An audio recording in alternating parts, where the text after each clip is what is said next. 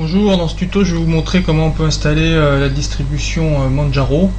Manjaro Linux, qui est une distribution issue de Arch Linux à la base, mais plus orientée débutant. Donc une belle distribution. Donc voilà, une démonstration. Là on va aller sur le site de Manjaro. On va aller télécharger dans les releases, les dernières releases stables, l'image ISO qui va bien. Donc cette fois-ci je vais changer un peu de bureau, on va télécharger Manjaro KDE 64 bits, comme ça vous pouvez voir le bureau Plasma KDE 5. Voilà, il va vous orienter vers cette page de téléchargement. Vous allez avoir après l'image ISO qui va s'afficher en téléchargement, et vous irez la graver si vous êtes déjà à la base sous Windows avec une NetBoot-in, ou avec Brasero si vous êtes déjà sous Linux, etc. Bref, moi je vais démarrer une machine virtuelle et sur laquelle on va booter Manjaro, la version live KDE. Donc là on peut choisir Manjaro Linux ou le free. On peut dans un premier temps, si vous ne comprenez pas l'anglais à ce niveau là, on peut déjà mettre en français. Voilà, démarrer Manjaro Linux ou démarrer avec le pilote propriétaire. Moi je vais faire la démo avec les pilotes libres. Si vous avez un matériel qui refuse ça, et bien vous pourrez démarrer avec le mode propriétaire. Voilà, ça vous aurez les drivers propriétaires. Mais généralement là, actuellement ça passe pour pratiquement tout, hein. 99% ça passe là. Voilà. Driver propriétaire vous pourrez par la suite avoir une fois que Manjaro sera installé. Donc là on boot la version live. Donc depuis le média, soit la clé USB, soit le DVD ROM que vous avez gravé, sur lequel se trouve la distribution live. Ok. Voilà, là il envoie un splash screen pour il cache les détails de l'initialisation et de l'envoi de tout là. Donc là ça doit être l'envoi des services, je pense. Et il va donc tomber probablement directement sur le bureau Plasma 5. Voilà, application lancée avec succès. Donc on arrive maintenant sur le bureau Plasma KDE 5. Très bien. Donc on a une petite fenêtre Manjaro Welcome, donc bienvenue. On a ici vous avez de la documentation, ici vous avez du support, vous pouvez aller sur un forum, un chatroom, donc j'imagine c'est un canal IRC. Vous pouvez aller vous inscrire sur une mailing list pour envoyer et recevoir des emails de développeurs de Manjaro, ou vous pouvez directement passer ici à l'installation. Donc il y a trois façons de faire. Une qui est sans client graphique, client console, interface console, soit deux logiciels qui permettent de lancer l'interface graphique. Donc moi je vais passer par Calamares comme logiciel GUI graphique. C'est un choix arbitraire, hein. Vous pouvez essayer l'autre, ça marchera tout aussi bien. Donc là ici je vais lui dire que je suis en France, à Paris. Alors, non, je suis pas dans Andorre, je suis à Paris. Ok, il me dit qu'il y a 9 nouveaux paquets de langage qui sont disponibles, c'est très bien, tant mieux. Moi, pour l'instant je fais mon installation, après je verrai. Chaque chose en son temps. Voilà, le clavier je vais mettre latin 9. Alors le partitionnement, je vais vous faire une démo cette fois-ci sur un partitionnement manuel. D'accord? Donc c'est ce qu'il faudra que vous fassiez si vous avez déjà par exemple un Windows installé et que vous voudriez mettre un dual boot. Si c'était le cas, si vous avez qu'un disque, donc ici vous aurez aussi comme moi qu'une option. Si vous avez deux disques ici, vous auriez plus d'options, autant que de disques en fait, SDA, SDB, SDC, etc. Et quand vous sélectionnez ici le disque, il affiche le contenu en termes de partition. Donc là vous voyez il est vide. Si vous aviez déjà Windows 7 dessus, ou 8 ou 10, vous auriez probablement 3 partitions. 4 si depuis Windows vous auriez décidé de faire de la place pour pouvoir installer aussi Linux. Donc chose qu'il faudrait que vous fassiez si vous voulez faire un dual boot. Donc vous auriez probablement 4 partitions. Et vous auriez donc une partition libre sur laquelle il n'y a rien qu'il faudra pointer. Là en l'occurrence ici il n'y a rien, c'est un vide vierge. C'est comme si vous achetiez un ordinateur avec rien dessus, pas de distribution, rien. Voilà. Donc on va créer une table de partition. Il y a soit MBR, soit GPT. Alors MBR c'est l'ancien BIOS Legacy. Sur les cartes modernes, maintenant on peut avoir le choix entre les deux. Sur certaines cartes non. Sur les anciennes cartes il n'y a que le BIOS MBR. Voilà. L'autre c'est le GPT, ça correspond en fait au mode de démarrage UEFI. D'accord. En termes de performance ça change rien du tout. Enfin en termes de performance, de rapidité d'exécution, etc. ça change rien du tout. Donc moi j'ai une machine virtuelle paramétrée au plus 5 donc pour un démarrage MBR. Donc voilà, il a reconnu il a créé un amorçage sur le disque qui reconnaît donc l'intégralité du disque. Si je sélectionne donc cet espace libre, cette table de partition qui pointe sur le disque, et je vais commencer à la partitionner. Donc je vais créer une nouvelle partition. Sur 20 Go total que j'ai, je vais dire que je veux mettre 10 Go en extension en ext4 comme système de fichiers. Vous voyez ici il y en a plusieurs, hein. C'est le fichier Linux. Je ferai pas le détail de tout ça. Il y a NTFS, FAT16 et FAT32 de Windows, hein, de Microsoft. Je ferai pas le détail de tout ça. Vous pouvez aller voir un peu, vous balader et trouver des informations sur internet sur ça, ça manque pas. Donc on va créer un point de montage qui sera la racine. On va pas rajouter, on pourrait faire un boot, une racine, etc., etc. On va essayer d'être simple et efficace, ok. Donc ensuite après il va falloir que je puisse savoir que ça puisse être un flag de BIOS Grub, d'accord, et un flag de Legacy Boot, d'accord. Ce sera un point d'amorçage. Le point d'amorçage c'est directement voilà, c'est ça qu'il faut comme option. C'est une partition primaire. Alors le MBR, il y a primaire et étendu. Vous pouvez mettre 3 partitions primaires. Voilà. Après au bout d'un moment, vous ne pourrez plus, il va falloir se mettre en étendu pour pouvoir en mettre plus. Voilà, c'est aussi simple que ça. Nous on s'en fout, on va mettre que 3 partitions. Donc je mets une partition racine dans laquelle va se trouver toutes les applications, le système, tout ce qui fait fonctionner l'opérateur système, tout ce qui va faire fonctionner Manjaro Linux. D'accord. Sur ce qui me reste d'espace, c'est-à-dire la moitié, je vais créer une autre partition que je vais dire dans laquelle va se trouver tous les fichiers de mes utilisateurs. Donc moi quand je vais créer mon nom, il va me créer un utilisateur que je vais appeler Jérôme, il y aura Home Jérôme. Tout ce qui est dans Home Jérôme, c'est tous mes fichiers, mes documents, mes configurations pour mon bureau, patati patata, enfin tout ce qui appartient non pas aux applications mais des fichiers médias et de config personnels. Voilà. Donc ça c'est pratique parce que si un jour vous avez à déplacer des fichiers, à redimensionner, à faire des trafics, là vous avez vraiment tout partitionné, séparé, ça sera beaucoup plus simple pour vous, vous allez voir. L'expérience montre que c'est comme ça qu'il faut faire pour pas avoir de problème. Donc je vais mettre 6 Go sur les disques qui me restent, tout simplement parce que le reste, donc voilà, je vais créer cette partition et le reste tout simplement je vais lui donner, je vais la créer, je vais lui dire que ce que je veux c'est une partition swap. Swap c'est-à-dire swap c'est-à-dire d'échange de données avec la mémoire vive. Donc quand par exemple vous allez ouvrir une grosse application, puis après vous changez de bureau, vous allez ouvrir une autre application, puis vous travaillez sur une autre application. Ben, automatiquement l'opérateur système va reconnaître que la première application que vous avez ouverte qui bouffe beaucoup de mémoire vive, vous en servez pas. Donc il va transférer un maximum de ces données de mémoire qui sont dans la mémoire vive dans la mémoire swap. Voilà. Donc ça sert à libérer de la mémoire vive en temps. Donc généralement on le met à la fin parce qu'il y a une raison à ça, c'est que sur les disques qui tournent à plateau, les disques mécaniques classiques HDD, non pas les SDD mais les HDD, et bien les données qui sont à la fin, comme le plateau tourne à la même vitesse il a une vitesse de rotation, si vous mettez le pointeur proche du centre, fatalement les données qui vont défiler à chaque tour seront moins rapides que si vous le mettez à la fin, c'est-à-dire excentré au maximum sur son diamètre. C'est logique. Donc pour accélérer ces échanges entre la mémoire vive et le disque, on met la mémoire swap, la partition swap à la fin. Tout simplement, c'est logique.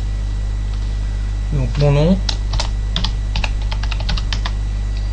utilisateur est mis automatiquement. Moi je vais mettre le nom de l'ordinateur qu'on verra quand il sera connecté en réseau, ce sera Manjaro DGE, Manjaro J. mon mot de passe, je vais mettre un mot de passe ultra simple comme toujours pour la démo.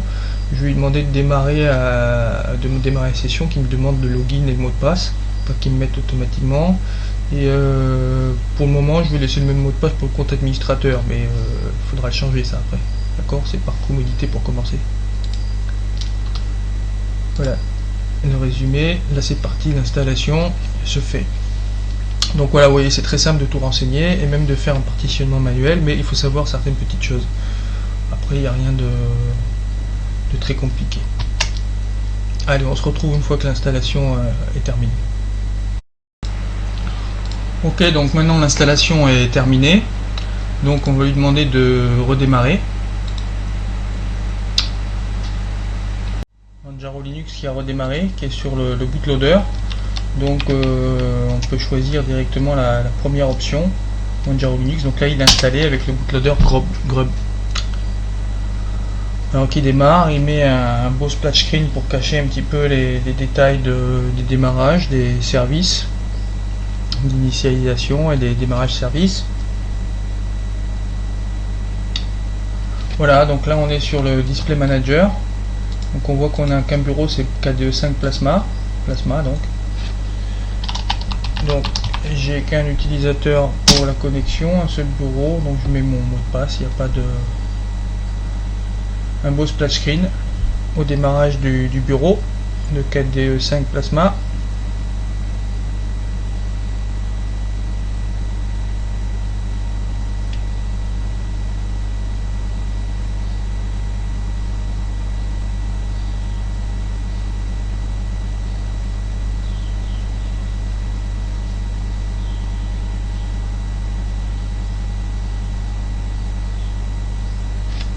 Ok, donc la même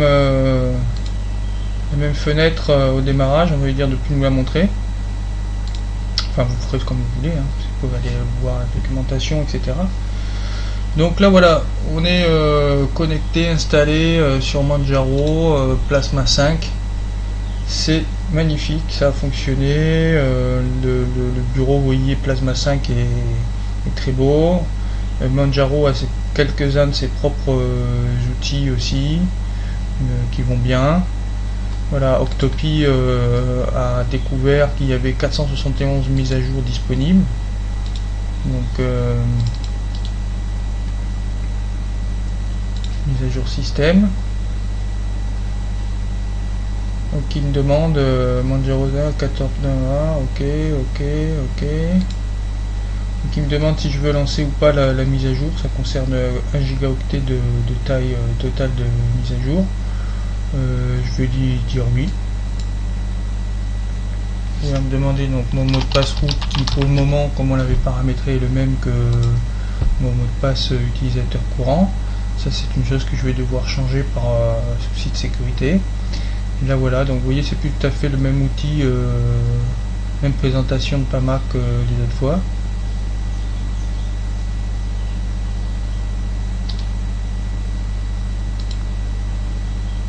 Bon, là on va en profiter pour changer un petit peu les paramètres du bureau, les trucs classiques, la déco, les machins en rideau, compagnie quoi.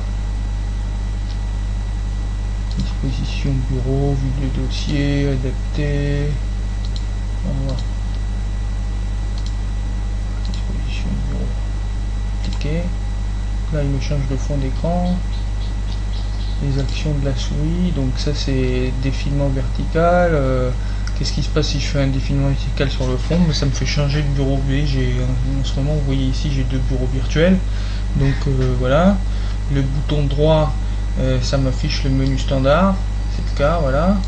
Et le bouton central, c'est pour coller. Alors, je peux choisir de faire autre chose avec le bouton central. Je peux changer de bureau, changer d'activité. Alors les activités, c'est ça, c'est ce que je vous en avais peut-être parler au moment des bureaux, c'est-à-dire qu'on peut créer des centres d'activité, des centres d'intérêt, c'est-à-dire par exemple travail, musique, je sais pas moi, vous aimez le basketball, et donc quand vous allez changer d'activité, il va vous mettre des bureaux virtuels tout neufs avec, enfin tout neuf, qui contiennent les applications que vous aurez, on va vous relancer au même endroit les applications que vous aurez lancées, etc. Donc attention, c'est super bien pour s'organiser, mais en même temps, évidemment, ça va prendre beaucoup sur votre mémoire vive, votre swap, bien sûr. Là, quand vous allez changer d'activité, il va tout foutre en swap, mais ça peut être très vorace très rapidement, hein, si vous êtes très actif. Enfin, si vous faites beaucoup de choses en même temps, ça peut être très vorace. Ok. Lanceur d'application, bah, moi par exemple je vais mettre que le bouton central c'est le lanceur d'application. Donc on va voir. Alors, il faut que j'applique aussi, ouais. Appliquer. Donc là quand je clique sur le doigt, voilà, donc c'est le lanceur d'application. Donc c'est une sorte de mini menu, d'accord, avec les rangés par groupe d'intérêt. Voilà. Alors ça vous pouvez éditer ce qui est rangé dans quoi. Enfin, je m'exprime mal, mais vous pouvez par exemple dire ça, je ne le veux pas dans configuration, je le veux ailleurs. Mais pour ça, il vous faut installer une application qui va bien. J'expliquerai plus tard, je ferai certainement un tuto pour tout ce qui est personnalisation des bureaux. Voilà, des choses qui sont à voir, certes, qui sont souvent demandées, dire, ah oui, mais ça se présente comme ça automatiquement, j'aimerais bien changer. Les gens qui aiment bien un peu ranger les choses, organiser tout ça, c'est pas forcément du visuel, hein, ça peut être très très pratique. Alors je fais partie de cela. Donc évidemment là c'est fait automatiquement. Donc, comment on fait pour le changer? Donc je ferai un petit tuto pour ça. C'est pas très compliqué, mais il faut le bon logiciel et puis il faut savoir un peu s'en servir. Voilà, donc ok, ça c'est fait, on a vu. Ensuite on peut essayer d'aller voir si on peut changer l'affichage facilement, c'est-à-dire la définition de l'affichage. Peut-être configuration du système.